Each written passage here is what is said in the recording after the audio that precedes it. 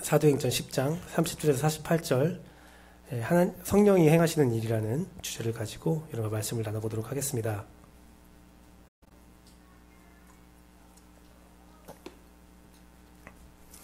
요즘 제가 구약의 성령론이라는 책을 또 읽기 시작했습니다. 구약의 성령론이라는 책을 읽고 있는데요. 거기에 성령에 대해서 루하흐라는 단어가 쓰였다. 또 루하흐에서 파생된 단어들이 하나님의 영이라는 단어에 사용되고 있다라고 하면서 그 루하흐라는 뜻은 입김, 바람, 호흡이라는 단어로 파생되어서 사용되고 있다라고 말했습니다. 그러면서 그 루하흐가 성령으로 지칭하는 단어인데 그 성령님을 바람으로 표현한 것은 정말 탁월한 묘사다라고 기록되어 있더라고요. 저도 이에 되게 동의하는 마음이 생겼습니다. 그만큼 성령님은 바람처럼 우리 감각적으로 느낄 수는 있어요. 성령님께서 이렇게 오셨구나, 매섭게 바람 부는구나, 온화하게 바람 부는구나. 바람은 느낄 수 있지만 실제적인 형상을 완벽하게 그려낼 수는 없죠. 그 실제적인 현상들을 정말 정확하게 그려내기에는 너무나 자유롭고 또 보이지 않은 부분이 있고 우리가 모르는 어려운 부분들이 많이 있습니다. 하지만 우리는 인식하고 있죠. 그리스도인의 삶에서 성령님이 얼마나 매우 중요한 역할들을 행하시는지는 우리는 알고 있습니다. 좀 간략히 말씀드리면 항상 여러분들에게 축도를 통하여 또한 말씀을 통하여 여러분에게 전하고 있는 진리인데요. 하나님께서 놀라운 우리 구원의 계획을 세우시고 우리를 이렇게 자연 만물을 통치하시면서 또한 예수 그리스도가 십자가의 보혈로 이 땅 가운데 하나님의 뜻을 실현시키는 가운데 있는데 이것들을 하나님의 계획과 하나님의 실천과 예수 그리스도의 구원의 은혜가 개개인에게 그 삶에 적용시켜지는 것, 또 현실화되는 것, 또 예수 그리스도를 생각나게 하는 것은 바로 지금 성령님께서 담당하셔서 우리를 신앙의 완성으로 인도하고 있다라는 말씀을 제가 많이 드렸어요. 또한 성경에서도 이 부분에 대해서 이 진리를 또 비유적으로 혹은 정확하게 구절로 선포하고 있는 모습을 우리는 알 수 있습니다. 예를 들면 하나님께서 진짜 통치하는 그 땅이 있었잖아요. 창조 질서가 완벽하게 실현되었던 에덴 동산에서 그 에덴 동산 중앙에 있던 두 개의 나무, 생명나무와 선악을 분별하게 하는 나무, 그것은 제가 설교를 할 때에 예수 그리스도의 십자가의 보혈의 은혜와 성령님의 인도하심을 이렇게 비유적으로 나타나고 있다라고 말씀드린 적이 있었어요. 또한 죄로 인해서 추방된 인간들이 에덴으로 돌아가기 위해서 반드시 필요한 관문이 있죠. 그 불의 검으로 에덴 동산을 막아놨는데 그것들이 오늘날 성경에서 신약성경에서 불의 검은 성령의 말씀이다라는 말을 통해서 우리가 하나님의 평안으로 돌아가기 위해서 하나님의 통치로 들어가기 위해서 반드시 성령님의 통해서 우리의 죄가 불살라짐이 필요하다라는 말씀을 여러분에게 드린 적이 있습니다. 또한 신약성서에서는 정확하게 그 성령의 역사에 대해서 이렇게 말하고 있는데요. 제가 읽어드릴게요. 에베소서 1장 13절에는 그 안에서 너희도 진리의 말씀 곧 너희의 구원의 복음을 듣고 그 안에서 또한 믿어 약속의 성령으로 인치심을 받았으니 라는 말을 통해서 성령이 우리를 이렇게 보장하고 있다. 우리의 구원을 보장하고 있다라고 말하고 있죠. 빌립보서 1장 19절에서는 너희의 간구와 예수 그리스도의 성령의 도우심으로 나를 구원에 이르게 한 줄로 아는 거로 해서 예수 그리스도의 보혈도 있지만 성령의 도우심이 우리를 구원으로 인도하고 있다라고 바울 사도는 고백하고 있습니다. 데살로니가 후서에서는 이렇게 말하고 있죠. 주께서 사랑하시는 형제들아 우리가 항상 너희를 관하여 마땅히 하나님께 감사할 것은 하나님이 처음부터 너희를 택하사 성령의 거룩하게 하심과 진리를 믿음으로 구원을 받게 하심이니 여기도 성령님의 거룩하게 하시는 그런 역할들에 대해서 구원에 이르기 위해 성령의 역할이 필요하다라고 말을 하고 있습니다. 디도서 말씀을 같이 한번 읽어볼까요? 디도서 3장 5절 말씀입니다. 둘, 셋. 우리를 구원하시되 우리가 행한 바 의로운 행위로 말미암지 아니하고 오직 그의 공률하심을 따라 중생과 시승과 성령의 새롭게 하심으로 하셨나니 우리를 구원한 것은 나의 행위가 아니라 정말 주 예수 그리스도의 은혜의 그 보혈과 성령님께서 우리를 인도하셔서 성화로 인도하시는 그러한 삶을 통하여 우리의 구원이 이루어지고 있다라고 성경은 말을 하고 있습니다. 그래서 우리는 구원으로 인도하는 성령님의 구체적인 역할들을 인정할 필요가 있다는 거죠. 성경의 곳곳에서 성령의 역사에 대해서 비유적으로 혹은 직접적으로 묘사하고 있다는 사실을 우리는 인정해야 된다는 거죠. 그래서 우리는 성령님에 대해서 끊임없이 간구하고 연구하고 그의 사역을 인정하는 역할이, 인정하는 삶이 필요합니다. 물론 이 중요성을 사탄도 잘 알고 있어요. 그래서 사탄은 우리들에게 성령의 역할에 대해서 많은 오해를 만들어내고 왜곡된 성령의 역사에 대해서 많은 모습들을 우리에게 보여줍니다. 능력도 행하기도 해요. 그러면서 성령에 대한 우리의 올바른 사고를 막고 상처들을 일으키고 그를 통하여 많은 사람들이 성령을 기피하고 성령을 멀리하게 된 것도 사실이죠. 또한 우리가 생각할 때에 성령의 사역은 너무나 비현실적인 것들이 포함되어 있기 때문에 좀 멀리하거나 꺼려하는 경우도 생기기도 합니다. 즉 성령 자체에 그런 눈에 보이지 않는 그런 모습들, 형상적인 모습이 확실히 보이지 않는다라는 그런 마음과 또한 사단의 장난질과 또한 우리 마음속에 있는 왠지 모를 성령에 대한 노파심이나 두려움들이 우리의 삶에 성령이 밀접하게 관계하지 못하도록 막고 있다는 거죠. 그러나 우리 CR심리교회는 그래도 우리는 성령님의 모든 사역을 인정하고 바라고 그것들을 간구하는 교회잖아요. 그렇다고 해서 우리가 강압적으로 그 방법들을 선호하지는 않습니다. 강압적인 방법들을 선호하지 않아요. 제가 성령님의 어떤 것들을 경험했으니까 너희도 그렇게 해야 된다. 내가 이렇게 훈련받지 너희도 훈련받아야 된다. 그 모든 것들을 소개는 하지만 강압적으로 말하지 않습니다. 왜 그러냐면 방금 전도 말했듯이 성령은 너무나 자유로우신 영혼이라서 여러분 각자 삶에 아름답게 가장 알맞은 방법으로 역사하시거든요. 그래서 강단에서 또 교회에서 공동체적으로 성령의 사역에 대해서 여러 가지 그 방법들을, 다양한 모습들을 설명할 필요는 있어도 그것들을 여러분이 강요할 수는 없다는 믿음이 있기 때문에 자유롭게 여러분들이 성령님을 탐독하고 또 알아가는 그런 신앙생활을 가기를 굉장히 간절히 원합니다. 또 한 번 생각할 것이 성령님 자체가 인격적인 분이시잖아요. 성령님 자체가 인격적인 분이시잖아요. 그러면 그 인격적인 분이 인격적으로 역사를 하셔야 되는데 그 공동체를 이끄는 리더가 그 인격적으로 행동하지 않고 강압적으로 행동한다면 그것은 성령님께서 되게 안타까워하시고 싫어하시겠죠. 그래서 인격적인 성령님을 느끼고 있는 저라면, 사람들이라면 다른 사람에게도 그 성령님을 전할 때 인격적인 방법으로 전하고 함께 매너를 가지고 돼야 된다는 거죠. 그래서 저희 교회도 기회가 된 대로 매너 있게 기도 시간과 설교 시간을 통해서 성령을 소개하고 있습니다. 그래서 여러분도 개인적으로 그 성령님을 체험하기를 또 충만하기를 간절히 기도하고 사모합니다. 오늘 말씀도 그 성령의 사역에 대해서 여러분에게 그 인격적으로 말씀드릴 테니까요. 그 말씀을 듣고 여러분 삶에 적용시킬 수 있는 또 기대할 수 있는 시간이 되기를 소망합니다. 본문에서 드러난 성령님의 사역의 첫 번째는 하나님의 뜻을 알게 한다는 뜻이 있습니다. 그것을 어려운 말로 계시의 영이라고 하는데요. 계시의 영. 하나님을 알게 하는 거예요. 계시가 우리가 바라볼 때 막 어떤 사주팔자 보듯이 보는 부분들이 있는데 물론 그렇게 볼 수도 있습니다. 그런 부분이 있을 수도 있습니다. 하지만 궁극적인 목적은 그 계시의 궁극적인 목적은 하나님을 알게 하는 거예요. 하나님은 어떤 분이신가? 하나님은 뭘 원하시는가? 여러분 삶에 하나님은 어떤 영역에 존재하고 계시는가? 나는 하나님의 앞에 가고 있는데 하나님과 얼마나 친밀한가? 그 모든 것들을 알게 하시는 것이 바로 성령님이라는 것입니다. 계시에는 일반 계시와 특별 계시가 있죠. 일반 계시는 모든 사람에게 주어지는 하나님을 알 수 있는 기회라고 생각하면 됩니다. 모든 사람에게 주어지는 거예요. 지혜가 있을 수도 있고 역사가 있을 수도 있어요. 어쨌든 자연 만물을 볼 수도 있고요. 어쨌든 일반적으로 우리가 하나님을 느끼게 하는 여러 가지 창조물들이라고 생각하면 됩니다. 특별 계시는 특정인에게만 공개되는 특별한 하나님의 현신을 말해요. 특별 계시. 정말 특별한 사람에게만 보이는 거예요. 근데 이게 특별하다는 것이 어떠한 자격 조건이 있다는 것은 아닙니다.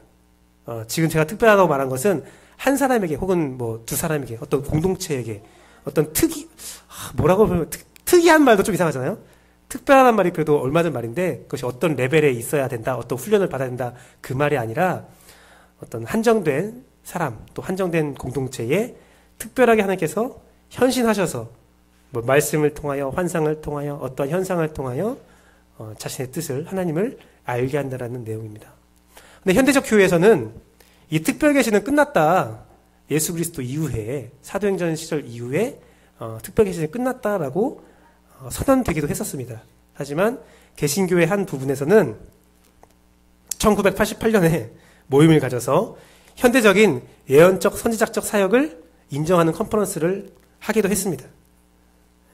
그러면 저는 어떻게 믿고 있느냐? 저는 특별 계시가 지금도 일어날 수 있다라고 저는 믿는 바입니다. 그런 예언적 선지자적 사역을 인정합니다. 인정해요. 하지만 중요한 것이 있습니다. 그 인정함에 있어서 되게 중요한 것이 있어요. 하나님은 특별 계시를 항상 일반 계시로 진행시켰다는 사실입니다. 특별 계시를 자신의 전유물로 알고 어떤 권력이나 권위를 가진 것처럼 사용하고 누군가의 상위에 있는 사람으로 군림해서는 절대로 안 돼요. 성경을 보세요. 성경은 이를 끊임없이 강조하고 있어요. 특별 계시를 받았던 그 선지자들, 족장들과 모세들과 많은 선지자들은 자신이 받은 특별 계시를 가지고 어떤 권력을 사유하거나 그것서 사람을 조종하지 않았어요. 그들이 다 일반 계시로 드러났죠. 뭐하면 성경에 기록되잖아요. 그리고 공유하잖아요. 공동체와 공유하고 그것들을 검증하잖아요. 오늘도 마찬가지입니다. 오늘날 성경책이 포함되고 더 늘어난다는 건 아니지만 어떤 특별 계시를 받았을 때에 그 특별 계시를 자랑스럽게 공유할 수 있고 물론 그것을 안 믿는 사람도 있겠죠. 진짜 하나님 계신데도 믿지 않는 사람도 있을 수 있어요. 하지만 그 특별 계시를 공유해서 사유화시킨 것이 아니라 공유화시켜서 일반 계시로 또한 성경의 진리에 어긋나지 않은 그 검증들을 행하고 그 일들이 필요하다는 거예요. 제가 특별 계시가 없다라는 것이 아니라 있는데 더 중요한 것은 그 특별 계시가 일반 계시로 진행될 수 있도록 검증하고 기도하고 노력하고 조심스러워하고 인격적인 방법들이 수반되어야 된다는 사실을 제가 말씀드리는 겁니다. 오늘 말씀 보십시오. 베드로도 그들에게 이와 같이 고백하죠. 고넬과 보낸 사람들이 와서 무릎을 꿇고 절을 하자 이렇게 말합니다. 절하지 마라. 이렇게 세우면서 나도 사람이다 라고 말합니다. 베드로가 하나님의 직통 계시를 받고 특별 계시를 받고 능력을 행해도 베드로가 항상 말하는 것 마음속에 여기고 있는 건 무엇입니까? 나도 사람이야. 너희랑 똑같아 라는 마음이죠. 하나님을 안다는 것은 바로 그런 거예요. 하나님 안다는 것. 특별 계시가 일반 계시가 되고 어떤 특정 계층이 생기지 않아야 된다는 거죠. 다 똑같은 사람이라는 거죠. 바울 사도도 성경을 통해서 그렇게 말하고 있지 않습니까? 엘리야도 너희와 성정이 똑같은 사람이야. 3년의 비를 맞고 그 비를 다시 내리게 했던 엘리야조차도 너희와 똑같은 사람입니다. 라고 말하고 있다는 것입니다. 여러분, 하나님은 온 우주를 통치하고 하나님의 가치관을 우리에게 나타내고 있습니다. 우리는 일반 계시와 특별 계시를 통해서 하나님을 연구하고 하나님을 배우고 하나님이 역사하시는 그 모든 역사 가운데 하나님의 놀라운 계획과 가치관을 배울 필요가 있다는 거죠. 어떻게 보면 일반적으로 내려오는 계시가 있잖아요. 뭐냐면 역사의 흐름. 하나님께서 역사의 흐름을 이렇게 가져가시는구나. 하나님이 이것들을 이루시는구나. 쉽게 말하면 자유주의가 있습니다. 하나님은 한 사람이 어떤 사람을 지배하는 걸 원하지 않으세요. 하나님은 한 사람 한 사람이 자유롭게 하나님 앞에 서기를 원하시거든요. 이 역사를 보세요. 모든 것이 궁극주의와 권력과 힘으로 통치되던 시대에서 시간이 역사는 어떻게 됩니까? 다 자유를 바라고 자유로운 세상이 되는 것들을 우리가 볼 수가 있어요. 물론 그 자유들을 막으려고 많은 세력들이 통치하려고 하고 지배하려고 하고 제가 이런 글도 읽었어요. 1945년 우리나라가 광복을 이루었지만 개개인에게 광복이 한 번도 이루어진 자는 없었다라는 말이 있어요. 사실 그렇잖아요. 그럼에도 불구하고 하나님은 역사를 통하여 사람들의 의식을 통하여 자유를 천명하고 자유를 공유할 수 있도록 역사하시죠. 하나님의 가치관이 드러나잖아요. 네. 이것도 어떻게 보면 특별계시가 될 수도 있어요. 일반적인 역사를 바라보면서 나는 하나님의 이러한 모습을 발견했어. 특별계시가 나한테 온 거죠. 그럼 그걸 또 공유할 수 있어야 된다는 거죠. 내가 역사를 통해서 이런 하나님을 발견했다. 아, 맞네. 또 말씀을 통해서 정말 그 하나님께서 사람의 자유, 그러한 풀어남, 자유됨을 하나님께서 또 역사를 통해서 말씀하셨네. 발견할 수 있어야죠. 검증할 수 있어야죠. 이렇게 특별계시가 일반계시가 되고 일반계시에서 특별계시를 발견해도 또 그것이 다시 일반계시로 되고 그러한 계시들의 상호 소통 과정을 통해서 우리는 점점 더 하나님을 알게 되고 더 많은 부분에서 하나님을 느끼게 된다는 겁니다. 그런데 이 계시에 대해서 제가 두 가지 당부를 전해드리고자 해요. 선생님께서 여러분들을 하나님을 알게 하시기 위해서 여러 가지 방법들을 통해서 계시하고 계시는데 그 계시의 두 가지 당부를 전해드리려고 합니다. 첫 번째는 모든 계시는 성경으로 검증되어야 된다는 사실입니다. 둘째는 모든 계시는 한 가지 목적으로 나타내고 있다라는 사실입니다. 성경은요, 가장 검증되고 하나님의 감동으로 만들어진 가장 확실한 하나님의 일반 계시예요.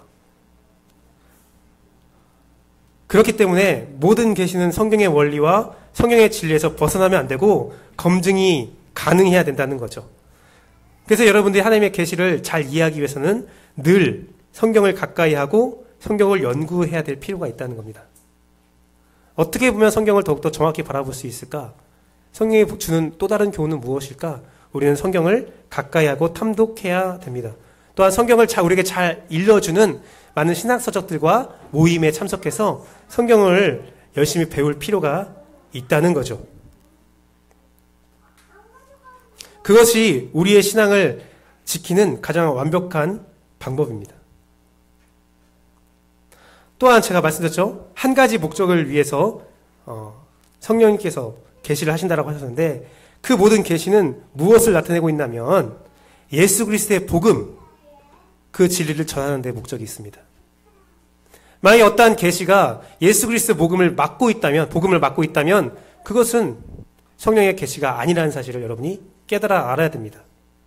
예수 그리스도가 아닌 다른 진리와 다른 방법을 드러내는 것은 거짓 계시라는 거죠. 요한복음 14장 26절을 같이 읽어볼까요? 둘, 셋. 보혜사 곧 아버지께서 내 이름으로 보내실 성령 그가 너희에게 모든 것을 가르치시고 내가 너희에게 말한 모든 것을 생각나게 하리라. 에베소 1장 10절도 한번 읽어보겠습니다. 둘, 셋. 하늘에 있는 것이나 땅에 있는 것이나 다 그리스도 안에서 통일되게 하려 하심이라. 바로 이것입니다. 예수 그리스도가 직접적으로 말씀한 성령은 이러한 일을 하는 거야. 성령님께서는 이런 일을 하는 거야. 라고 말한 게 무엇입니까? 나를 생각나게 하는 거야. 예수 그리스도의 복음, 예수 그리스도의 진리를 생각나게 하는 것이 성령의 사역이야. 그 목적이야. 라고 말하고 있는 거죠. 에베소 1장 이게 10절 말씀인데요. 그 앞에 말씀은 이렇게 되어 있습니다. 이는 그가 모든 지혜와 총명을 우리에게 넘치게 하사 그 뜻의 비밀을 우리에게 알리신 것이요. 그의 기뻐하심을 따라 그리스도 안에서 때가 찬 경륜을 위하여 예정한 것이니 무엇입니까? 성령이 우리에게 지혜와 총명을 넘치게 한 이유는 무엇이야? 라고 설명하면서 이걸 말하는 거죠. 하늘에 있는 것이나 땅에 있는 것이나 즉 하나님이 창조한 모든 것들이 예수 그리스도 안에서 통일되게 예수를 드러내게 예수로 해석되게 하려 하십니다. 라는 말입니다. 즉 선생님은 우리에게 예수 그리스도의 복음을 가르쳐 주시고 하나님의 가치관을 가르쳐 주는데 그 모든 것들을 통해서 모든 방법들을 활용해서 그 한계 없는 것들을 통해서 우리에게 예수 그리스도의 복음을 전파하고 있다는 사실을 우리가 깨달아야 된다는 것이죠. 그 복음 안에서 그 가르침 안에서 우리가 어떻게 살아야 되는가를 우리는 분별하게 되고 그리스도의 삶의 방법을 우리는 발견하게 됩니다. 또한 우리가 발견한 그 삶, 다양한 삶들은 또 다른 누군가에게 예수 그리스도의 복음을 전하게 되고 그 다양한 삶이 모여서 공동체를 이루고 또한 그 공동체와 개인은 지속적으로 유기적인 관계를 통해서 함께 받은 계시들을 공유하고 특별 계시들이 일반 계시화되어서 점차 신앙의 완성을 향해 나아가고 성령님께서 인도하시는 구원의 길로 순례하게 된다는 거죠. 일반 계시와 특별 계시가 계속 상호 보완하는 것처럼 개인과 공동체가 계속 교환하면서 하나님을 더욱더 잘 알게 만들어준다는 거죠. 오늘 본문의 흐름도 보세요. 고넬료가 있습니다. 특별 계시를 받은 고넬료가 있어요. 또한 특별 계시 받은 베드로가 있어요. 그 둘이 하나님의 특별 계시에 따라 그 인도함에 따라 만나게 되죠. 그리고 그 특별 계시 받은 고넬료와 베드로가 각자의 삶, 각자의 행동 방향에 따라서 행동을 하게 됩니다. 말을 하게 됩니다. 그것들이 어떻게 됩니까? 고넬료가 이루었던 그 공동체의 일반 계시적으로 드러나게 되고 고넬료와 베드로의 성령의 그 하모니가 어떤 결과를 이루어집니까? 베드로가 복음을 전파함으로 그 열매의 정점을 이루게 된다는 거죠. 베드로가 고넬료가 딱 왔을 때 나도 특별 계시 받았다면서 자기 얘기를 막 나불나불 대지 않았어요. 오직 복음만 전했어요. 오직 복음만 전했어요. 그러자 놀라운 일이 벌어집니다. 어떤 일이 벌어집니까? 이방인에게 성령의 충만의 역사가 일어났다라고 성경은 기록되어 있습니다. 특별 계시가 일반 계시로 복음을 전파했을 때에 그 복음은 또 누군가에게 성령 충만으로 특별 계시가 되어 역사되고 그 공동체가 이루어지게 되고 전승에 따르면 고넬료의 공동체가 로마로 전해져서 로마의 예수 그리스도의 공동체가 설립되게 되죠. 역사는 이런 거예요. 성령이 하시는 일은 이거예요. 오늘 사도행전 10장에서 그렇죠? 10장에서 가장 중요한 것은 베드로에게 환상이 보여졌다. 고넬료에게 환상이 보여졌다. 그게 중요한 게 아니에요. 그 특별 계시의 하모니들이 일반 계시로 확산되고 공동체를 이루게 되었다. 그게 가장 중요한 겁니다. 중요한 거예요. 특히 가이사라는 어떤 지역입니까? 가이사라. 이제 베드로가 요바에서 가게 된 가이사라. 가이사라는 이스라엘이 지배하는 로마의 행정수도였어요. 쉽게 설명드리면 일본 총독부라고 생각하시면 돼요. 서양에 일본 총독부가 있잖아요. 고종의 궁궐이 있지만 일본 총독부가 따로 있었습니다. 예루살렘이라는 이스라엘의 수도가 있었지만 로마 입장에서는 가이사라가 수도였어요. 가이사라의 총독들이 거주해 살았고요. 고넬료는 그 가이사라, 그 행정수도에 있는 백부장이었어요. 로마 고위 공직자였죠. 백부장은 군대를 지칭하는데요. 어떻게 보면 추정할 수 있는 것은 그 가이사라 그 행정수도를 지키는 어떤 군권력을 갖고 있는 사람이 아니었을까 우리 생각할 수 있는 거죠. 굉장히 고위 공직자예요. 그런데 그 고위 공직자가 우리가 저번에도 봤지만 하나님의 말씀을 받아들이고 베드로를 모셔서 어떤 이후에 로마에서 자생하게 된 교회의 시발점이 된다는 것. 놀라운 역사거든요. 이건 있을 수 없는 일이거든요. 하지만 하나님은 그러한 가이사라에서 일본 총독부에서 또 하나의 교회를 탄생시키는 놀라운 역사를 행했다는 겁니다.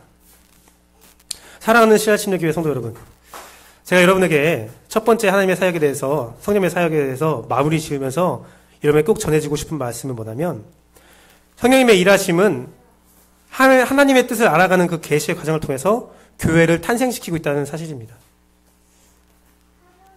물론 제가 지금 말하는 교회는 한 사람 한 사람의 회심을 통한 한 사람의 교회됨도 말하고 있지만 그 교회됨이 모여져서 제도적인 교회, 공동체적 교회를 이루고 있다는 것을 말씀드리고자 합니다. 제가 그래서 두 번째 성령님이 하시는 일을 말하는 것이 바로 이거예요. 첫 번째 성령님께서 하나님을 알게 해서 특별 계시나 일반 계시를 통해서 여러분들을 마음을 교화시킨 다음에 행하시는 두 번째 일이 무엇이냐? 관계를 창조하시는 거죠, 관계를. 제가 교회를 만든다는 말을 하지 않고 관계를 창조한다는 말을 드리는 이유를 여러분이 좀 묵상해 봤으면 좋겠습니다. 관계를 창조하세요. 하나님의 창조에 대해서 한번 보길 원하는데요. 하나님의 창조는, 창세기에 나오는 하나님의 창조는 세 가지가 있습니다. 만드는 창조가 있죠. 그리고 분류, 구분을 드리는 창조가 있습니다. 세 번째로는 역할을 부여하는 창조가 있습니다. 여러분, 하나님은 이 땅 가운데 빛을 만들고 어둠을 만들고 물과 땅을 만들었어요. 그런데 만드는 과정에서 이런 말을 합니다. 분리하시죠. 분리하셨다, 분리하셨다, 분리하셨다. 그리고 그 분리한 것들에 대해서 해와 달을 만드시면서 빛을 담당해라, 어둠을 담당하라라고 말씀을 하십니다. 그 세 가지의 역할로, 세 가지의 방법으로 하나님은 창조를 하고 계시거든요. 그러나 죄로 인해서 어떻게 됐습니까? 그 하나님의 창조 질서가 손상되었죠. 하나님은 이를 회복하기 위해서 예수 그리스도의 보혈이 필요했고 성령님의 사역이 필요했다는 것을 여러분에게 말씀드립니다. 즉 성령님은 지금 창조의 역사를 하고 계시는데 특히 무엇을 창조하시냐? 관계를 창조하고 계세요. 관계. 하나님은 이 사역, 하나님의 나라와 하나님의 질서를 회복하는 사역을 위해서 각 개인에게 복음을 전파하기도 하고 능력을 행하기도 하고 그들을 회복시킵니다. 성경에 이런 말이 있죠. 내 안에 나를 회복시키사, 내 안에 나를 창조하시사, 내 안에 새로운 나를 창조하시사, 그런 말들을 하잖아요. 역할을 부여하고 있는 겁니다. 여러분에게 어떠한 역할을 부여하면서 그런 창조의 세 가지 과정을 다 만드시면서 여러분들에게 역사하고 있다는 사실을 기억하면 좋겠습니다. 그래서 하나님께서 그 관계를 창조하시는데 어떤 관계를 창조하시냐? 첫 번째는 하나님과 인간의 관계를 창조하십니다. 죄로 인해서 단절됐던 인간과 하나님의 관계를 성령님께서 회복시켜 놓으시죠. 그걸로 관계 창조가 끝나는 것이 아니라 두 번째 관계의 창조는 무엇이냐면 하나님 안에서 회복된 한 사람과 또 하나님과 회복된 한 사람의 사람과 사람의 관계를 회복시키는 역사를 창조하십니다. 이를 위해서 성령님은 하나님을 만난 하나님의 뜻을 알게 된 사람은 상대방과 다른 자와의 관계를 위해서 겸손함을 허락하시죠. 겸손으로 사람을 대하기를 원하시고 그 뜻을 성경을 통해서 지속적으로 우리에게 묵상케 하시고 말씀하게 하십니다. 제 가까운 사람들이 가끔 이런 말을 해요. 비슷한 말을 하는데 목사님, 왜 내가 용서해야 되죠? 어떤 가까운 사람과 관계가 틀어졌을 때에 왜 나만 죄책감이 들죠? 그래요. 저 사람은 죄책감을 안 갖는 것 같는데 더 놀라운 것은 다 기독교 환경 가운데 있는 사람들이에요. 양쪽 다 기독교 환경에 있는 사람들인데 관계가 틀어졌을 때에 막 부담이 된대요. 자꾸 하나님께서, 성령님께서 나에게 화해해라, 용서하라는 말을 막 그런 죄책감을 주는 것 같아요. 중압감을 주는 것 같아요. 그러면서 이런 말을 해요. 왜 나만 용서해야 되냐 이거야. 왜 나만 그 마음이 드느냐 이거야. 내가 그렇게 말합니다. 하나님은 당신에게만 그 마음을 준 것이 아니라 당신과 관계가 틀어진 그 사람에게도 똑같은 마음을 주셨는데 당신은 성령이 하시는 말씀을 이해하고 알고 그것을 받아들임으로 마음의 중압감을 느끼는 것이고 그 사람은 아마 하나님의 뜻을 잘 알지 못하는 것 같습니다라고 말해요. 성령님은요, 관계에서 누가 이기고 지는 것을 원하지 않으세요. 성령님이 원하시는 것은 하나님과 네가 관계가 회복되었다면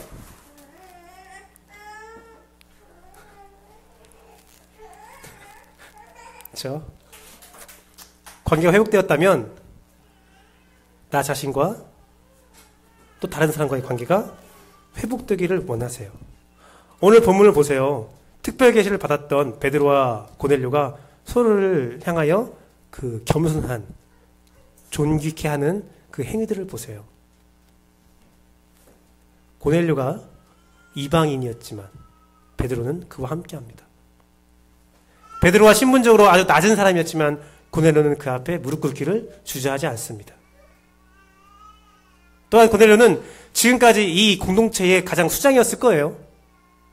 하지만 그 수장 자리를 베드로에게 양보한 것을 주저하지 않습니다. 또한 베드로도 그래 내가 이방인에게 갈 수 있어 하나님의 뜻이니까. 요나 보세요. 요나와 베드로를 한번 비교해 보세요. 요나가 니느웨로 가지 않은 이유가 무엇이었습니까? 그 니느웨는 우리 이스라엘을 침공해서 우리를 아프게 했던 그런 나쁜 민족이라는 거예요. 요나가 단순히 니느웨 가고 싶었던 게 아니에요. 내가 가서 복음을 전파하면 니느웨가 분명 회개할 게 뻔한데 원수 좋을 일을 내가 뭐 해야 하냐 이거예요. 그래서 어떻게 해요? 계속 도망다니잖아요. 그러다 하나님께서 니느웨로 반강압적으로 보내시죠. 인격적인 하나님이 왜 그런지 모르겠지만 보내셨어요. 어쨌든 보내셨어요. 근데 요나가 어떻게 합니까? 이왕 이렇게 된 거 복음을 전하겠다라고 하면서 하루만 돌아요. 아니, 하루 반나절만 돌죠. 반나절만. 그걸 통해서 요나의 마음을 알 수 있어요. 굉장히 대충 한 거죠. 하긴 한데 대충 한 거예요, 진짜. 근데 어떻게 됩니까? 하나님 역사가 일어나요. 왕들과 애들이 막 옷을 찢으면서 회개를 해버려요. 그래서 뭐라고 합니까? 니느웨가 요나가 불평하죠. 왜 이런 역사 이루지냐고 불평을 해요. 베드로도 그럴 수 있었어요. 좋아, 내가 가이사라까지 가는 거 오케이 할 수 있어. 가자. 가서 대충 전하는 거죠. 예수님 있었어. 됐어. 끝. 하지만 베드로는 어떻게 합니까? 오늘 말씀 보면 짧은 본문이지만 정말 축약적으로 예수 그리스도의 복음을 정말 절묘하게 잘 설명하고 있어요. 그리고 이렇게 하지 않습니까? 사람들이 같이 머물기를 원할 때 베드로가 어떻게 합니까? 하나님이 나 가라고 했지 머물라고 하지 않았어. 하지 않아요. 같이 머물러요. 모든 전심을 다해서 복음을 전파합니다. 그러면서 베드로의 그 마음의 중심에 있는 그 마음이 튀어나오는 단어가 있는데요. 그게 뭐였냐면 화평의 복음이에요. 베드로가 처음에 설교를 시작하면서 이런 말 합니다. 내가 너희들에게 화평의 복음을 전하고자 한다. 화평의 복음을 전하고자 한다.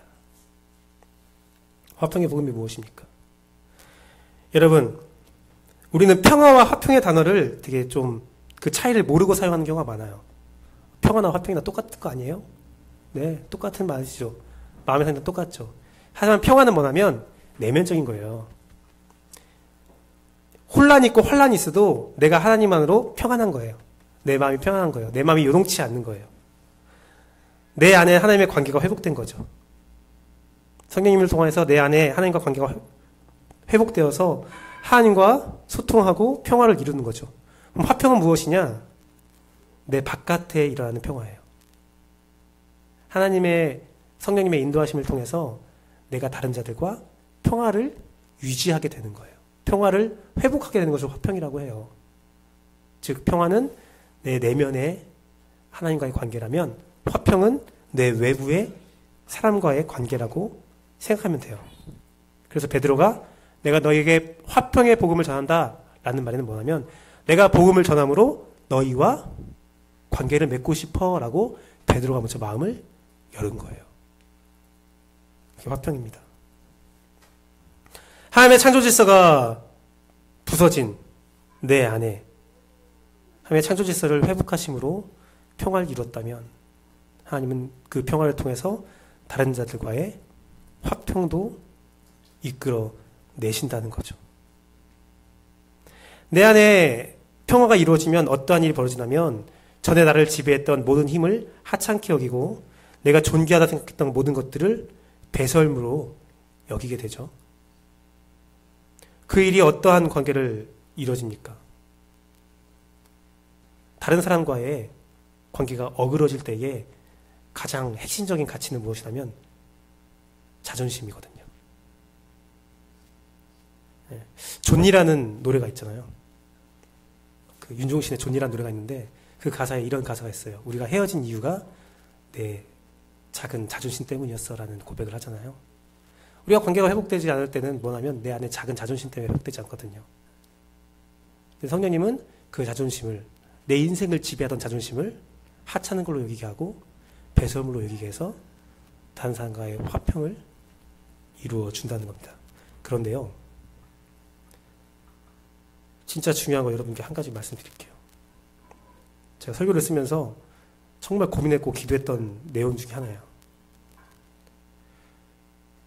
내가 평화를 잃었고 내가 자존심까지 다 버리면서 화평을 이루려고 했는데 화평이 이루어지지 않을 때가 있어요. 그럼 사람들이 자기를 더 파헤치죠. 나는 아직도 부족한가 봐. 그럴 수 있어요. 여기 전제 조건이 있어요. 베드로가 화평의 복음을 전했을 때에 어떠한 역사가 일어났습니까? 또한 이방인들이 베드로를 청할 때에 그들의 마음이 어땠습니까? 화평의 전제 조건은 상대방도 성령의 관계가 회복돼야 된다는 조건이 있어요. 상대방은 성령의 관계 회복이, 하나님과의 관계 회복이 되어지지 않는데 여러분과 화평할 수 있다고요? 그럴 수 없어요. 요한 1서에서 우리에게 사랑하라고 막 요한이 말합니다. 근데 경고를 또 말해요. 사랑을 말한 다음에 어떤 경고를 말해요? 세상의 방법을 사랑하지 마라. 세상은 사랑하지 말라는 거예요. 하나님은 너희 사랑해야 되는데, 하나님 방법으로 사랑해야 되는데, 사랑이 지나쳐서 세상까지 사랑하지 말라는 거예요. 화평의 전제 조건은 상대방도 성령을 통해서 하나님과 관계가 회복돼야 돼요. 내가 성령님과 관계가 회복돼서 나 이 사람과 화평해야 돼 하면서 가서 관계를 다시 한번 창조하려고 무단히 노력을 해요. 상대방이 그때마다 냉대하게 받아들이고 나를 짓밟아요. 여러분 그럴 땐 노력하지 마세요. 죄송한데. 그때는 어떤 노력이 필요하냐면 그 사람이 성령님을 통해서 하나님과의 올바른 관계가 회복되기를 원해야 돼요. 단계가 있다는 거예요. 화평의 단계가. 우리는 세상과 화평할 수가 없다는 것입니다. 서로가 서로를 겸손으로 대해야 하나가 되는 거예요. 우리 씨앗침례 교회 공동체도 마찬가지예요. 우리가 관계가 올바르게 이루어지려면 성도와 성도, 저도 성도죠. 우리 관계가 올바르게 이루어지려면 우리가 먼저 한 사람 개개인 한 사람이 성령님을 통하여 하나님과의 관계가 올바르게 세워져야 우리의 관계 또한 올바르게 세워진다는 것입니다. 말씀을 맺도록 하겠습니다. 사랑하는 씨앗침례교회 성도 여러분, 이런 말 할 때마다 되게 부끄러운데 정말 사랑하고 존경합니다. 제가 말했던 두 가지 하나님의 성령의 사역, 하나님을 알게 하고 또한 그 하나님을 알므로 하나님과 관계와 또한 인간과의 관계가 새롭게 창조되는 그 현상이 없다면 성령님의 사역이 아니라는 겁니다. 비인격적이고 하대하고 학대하는 것은 성령님의 사역이 아니에요. 용서를 구하러 또한 화평케 하고자 한 사람이 온 사람을 학대하고 짓밟는 것, 내가 옳다라고 주장하는 것, 죄송하지만 성령의 사역이 아니에요. 물론 시시비비를 가려야 될 필요가 있고 무엇이 올바른지를 가려야 될 필요도 있겠죠. 하지만 성령님은 그 모든 것들이 관계 회복 가운데서 일어나기를 원한다는 사실을 잊지 마십시오. 또한 개인적이고 고립된 생활도 성령님께서 원하시는 사역이 아닙니다. 물론 성령님께서 창조 사역을 이루시는 가운데, 우리의 회복 사역을 이루시는 가운데 그 과정 중에 있어서 아직 우리가 완성되지 않아서 비인격적인 일이 일어날 수도 있고 관계가 깨어질 수도 있고 상처받아서 난 고립된 생활을 할 거라고 결심할 수 있고 그 고립된 생활 가운데 하나님과의 평화가 올 수도 있습니다. 만족함이 있고 하나님 안에서 나는 부족함이 없어라고 고백할 수도 있어요. 하지만 확실히 알고 있어야 되는 것은 우리가 이 상황에 머무는 것이 하나님의 뜻이 아니라 이 평화가 화평으로 이루어지는 것이 하나님의 성령님의 역사라는 사실을 우리가 잊지 말고 늘 기억하고 있어야 된다는 사실입니다. 성령님의 일하심은 계시를 통한 평화와 화평이라는 거죠. 내면의 평화와 외면의 화평. 교회는 이러한 창조 사역이, 성령님의 놀라운 역사가 활발하게 일어나는 곳이 되어야 된다는 거죠. 우리의 예배는 다른 것과 대체할 수 없는 귀한 경험이고 능력의 통로가 된다는 겁니다. 예배를 통하여 우리가 하나님과 화평하게 되는 거니까요. 또한 예배를 통하여 똑같은 말씀을 들은 우리가 서로와 화평을 이룰 수 있기 때문이죠. 특별 계시가 일반 계시로 일어나는 놀라운 기적의 장면이 이 예배에 이루어지고 있는 거예요. 그렇죠? 제가 특별 계시를 받아서 전투하고 있잖아요. 이러한 놀라운 역사. 제가 처음에 말했듯이 성령님은 너무 자유로우셔서 바람 같아서 형상을 잡을 수 없고 형상을 알 수 없어요. 하지만 그 성령님이 마침내 형상을 드러내는 것이 언제냐? 바로 이 예배에서, 또한 이 공동체의 활동에서 성령님의 형상을 우리에게 보여주고 있다는 거죠. 그래서 요한이 이런 말 하잖아요. 누구도 하나님의 얼굴을 본 사람이 없는데 우리가 서로 사랑하면 하나님의 얼굴을 볼 수 있다. 이것이 제가 늘 CR 침례교회 공동체를 바라보면서 함께 기도하는 주제예요. 여러분 한 사람 한 사람 놓고 기도하면서 성령을 통하여 하나님을 알게 되기를, 또한 하나님께서 무엇을 원하시는지를 여러분들이 각자가 분별하기를 기도하고 있습니다. 저는 이 기도가 약 4년이 넘게 한 기도가 어느 정도 응답받고 있다는 생각에 감사를 드리고 있어요. 상처받은 사람들, 교회에서 상처받고 교회에서 관계가 깨어진 사람들이 우리 교회에서 성령을 통해서 치유함을 받고 예수 그리스도의 보혈의 은혜를 통하여 구원을, 개인의 회복을 이루고 있고 잃어버린 평안을 찾고 있다라고 저는 감히 생각하고 있기 때문입니다. 제가 먼저 그랬거든요. 제가 먼저 그러고 있어요. 그리고 더 기도하는 것은 우리 안에 이 찾아온 평화가 화평이 되기를 간절히 바라요. 그래서 여러분들의 마음속에 성령께서 주시는 마음들이 자연스럽게 나눌 수 있고 하나님이 우리 공동체에 원하는 것이 무엇인지를 말할 수 있는 용기가 있고 우리 안의 관계가, 회복된 관계가 새로운 관계들을 창조할 수 있는 놀라운 역사를 바라보고 있습니다. 이 창조, 우리 교회에 어떠한 역할이 부여되기를 기도하고 있습니다. 부여된 역할이 어떠한 권위나 어떠한 영광을 바라보는 것이 아니라 정말 하나님의 관계의 창조를 계속 이루는 그러한 역사가 이루어지기를 바라고 있죠.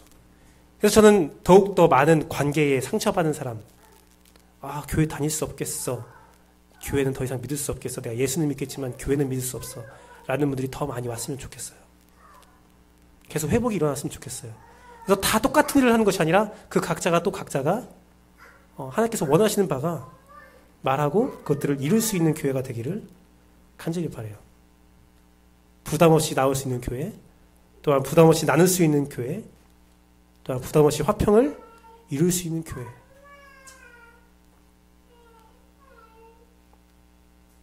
이 놀라운 은혜가 여러분들이 또 충만케 되는 역사이기를 바랍니다. 그래서 여러분들이면 혹시라도 제가 하면서 이 글을 썼는데 그리스도의 권리폭이라고 하는데 제가 그 말씀 만들었네. 그 역사를 위해서, 교회의 역사를 위해서 우리가 해야 될 것이 무엇이냐? 권리폭이라고 하는데 많은 사람들이 이렇게 말했잖아요. 지금 90년대부터 2000년, 2010년까지 약 20년을 계속 흐르면서 교회를 지배하는 사상이 있어요.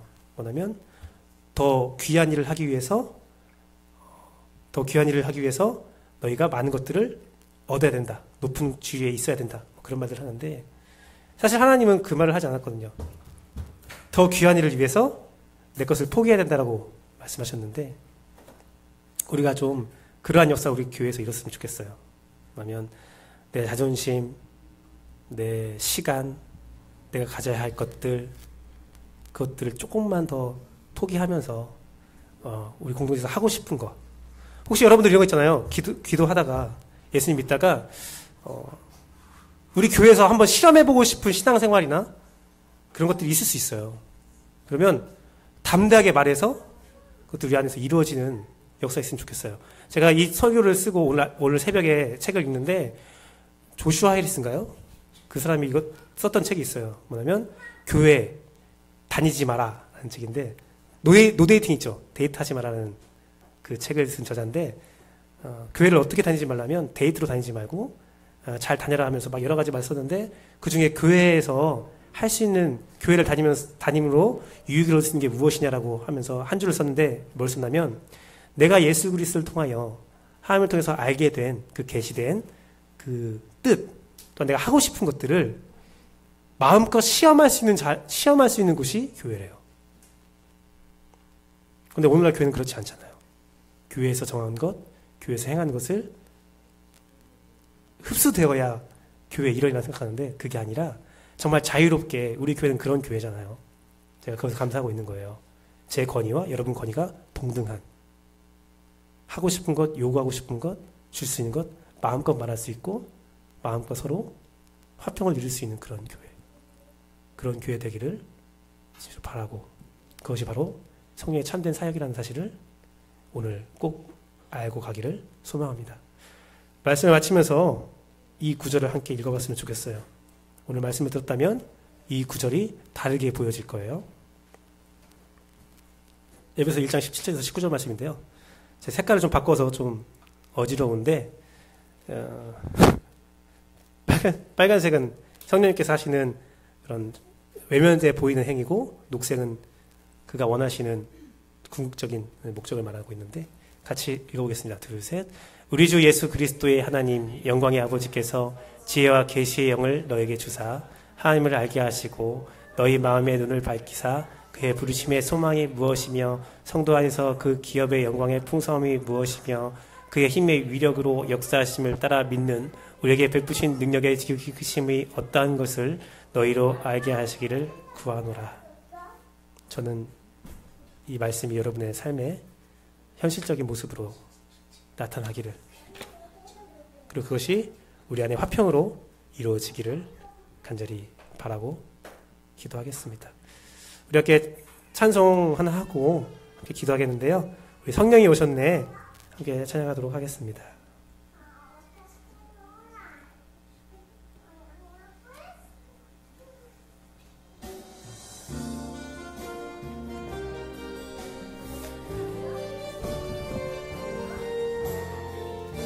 성령의 역사가, 이 가사의 역사가 우리의 교회의 역사되기를 소망합니다. 허무한 시절 지날 때, 기쁜 한숨 내쉴 때,